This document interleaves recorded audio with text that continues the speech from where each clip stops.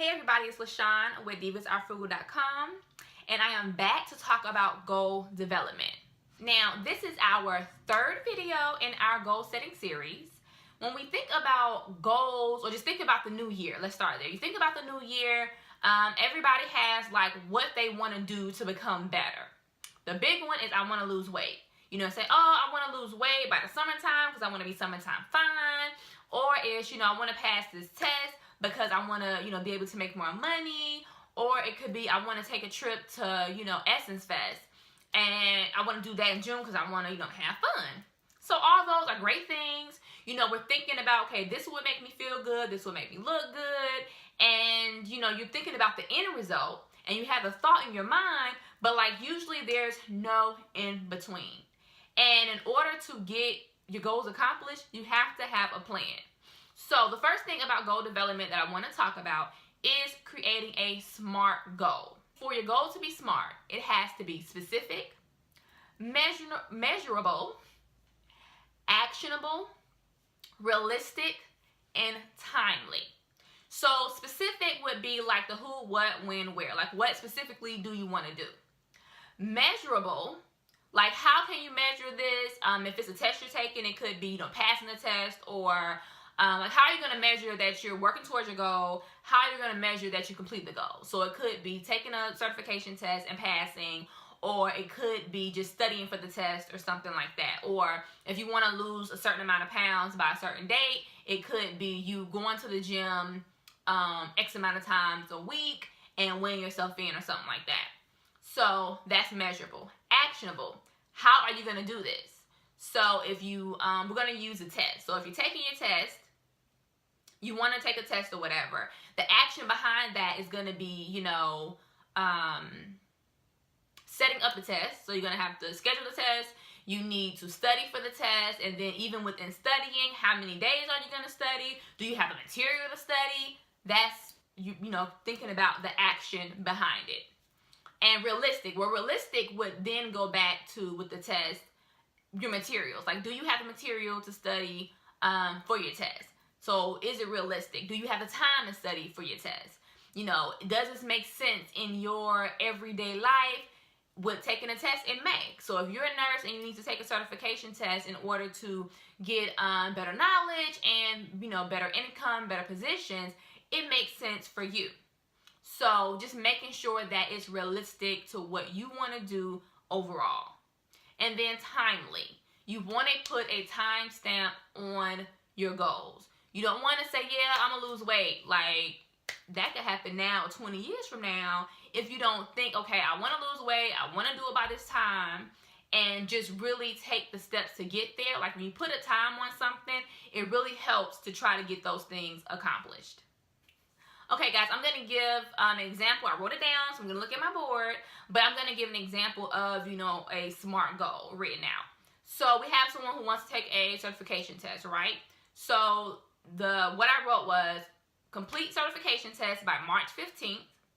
I will study 3 times a week in the morning using the materials that I have on hand. So the S in this, the specific part of this, is completing the certification test. Like certification test is specifically what we want to get done. You're going to do it by March 15th. That's the time you put on it. Like, this got to be done by March 15th. Is it at what action still? What steps are we going to take? We are going to study 3 times a week. And realistically, how can I get this done? I'm going to do it 3 times a week. I'm going to do it in the mornings. And I'm going to use the materials that I have. So that's the action and the realistic part of it. So that was a perfect example of a SMART goal. So it's more than just a sentence. You really have to go into detail of who, what, when, where, how, why, and when is it going to get done. And that may seem like a lot to some, but when you really think about it, like specifically for me, I realized while growing up, that's what I did anyway. Even they weren't calling SMART goals, but if you wanted to get in college, you had to get good grades. You had to do specific things by a specific time. So, first you had to get good grades. Then say you're in your 12th grade year, so the grades are what they are. So you use what you have. Then you have to write essays. You have to get the money up. You have to, for your, what are they called? the applications and stuff like that. You have to get that up. You have to have that stuff in by a certain time in order for you to get accepted. So the end goal was getting accepted into college, but there were so many steps that you had to make beforehand, and they had to be specific, measurable, attainable, realistic, and timely for you to create that goal.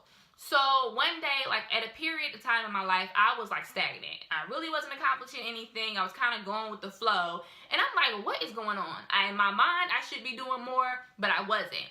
And I had to think, okay, when you were in school and, you know, high school and college and everything like that, you had specific things you wanted to accomplish, and you accomplished them by writing things down and really taking action on those things. So I remember that, and I started to do that, and I have seen great things happening in my life by doing that.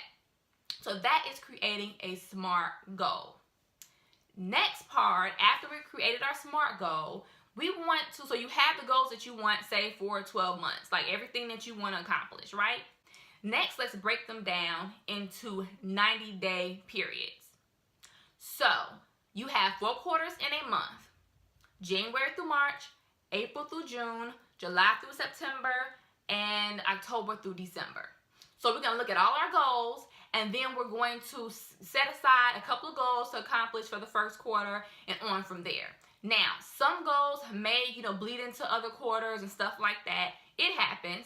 The whole purpose of creating the 90-day goals, the 90-day plan, so that you can really focus on specific goals. Because I know for myself, when I used to look at all of my goals at once, I write everything down. So I'm looking at this, all this plan of everything I want to do. It was too much. It was too much. Stuff was not getting accomplished. Although I had a SMART goal, things were still not getting accomplished. Because I'm like, okay, this is too much to be doing over here. And I got to do this, got to do this. I need to do this step for all these goals at once. And it's like, no. Let me look at all my goals, see what needs to be accomplished now, what I can, wait on further in the year. And then for like 90 days, just focus on one thing. So for the certification test, we wanted to finish that by March the 15th. So that needs to be worked on in the beginning of the first quarter of the year. So we're going to specifically think about that and work on that. There might be another goal that we have that we can, push to June or something like that. So we can leave that alone for now, and we can do small steps toward that goal, but it's not a main focus. We want to focus specifically on the goals that we have placed for this first 90 days. So that is the 90-day system. I love it. I believe in it. I'm creating a planner, and in my planner, focuses on doing your goals in 90 days or setting, 90-day goals instead of worrying about having all these goals for the year and trying to remember and focus on everything at once, So bring a little bit more order to your goal setting process. When you're creating your goals, make sure that you create a financial goal. I feel like, and I realize, that's something that we put on the back burner a lot. We create our goals and we leave our finances in the dust. Now, that doesn't mean you're not, making financial progress or anything like that. It's just that we don't put emphasis on that part of our life a lot of times. So definitely make sure that one of your goals that you're working on every 90 days is, or, within your 90-day goal setting is a financial goal. Okay, so we have talked about 90-day goals, SMART goals. So we've done all of that. So next we want to take those goals and everything and break them down into tasks. So you're going to have your monthly task, your weekly task, and your daily task. In our example, the weekly task is going to be studying for the test. And then a daily task from there would be maybe the specific days we study, like what do we have to have in place to make sure that we have time to study. So it may, be tasks surrounding that. So you want to break everything down in tasks also so that you'll be sure, you're not missing a beat in getting your stuff done. So that is your 90-day goals and creating a SMART goal. Please visit my website, divasrfrugal.com, where you will be able to get a freebie, a goal setting small packet that allow you to set your goals and create financial goals. Thanks for watching. Have a nice day.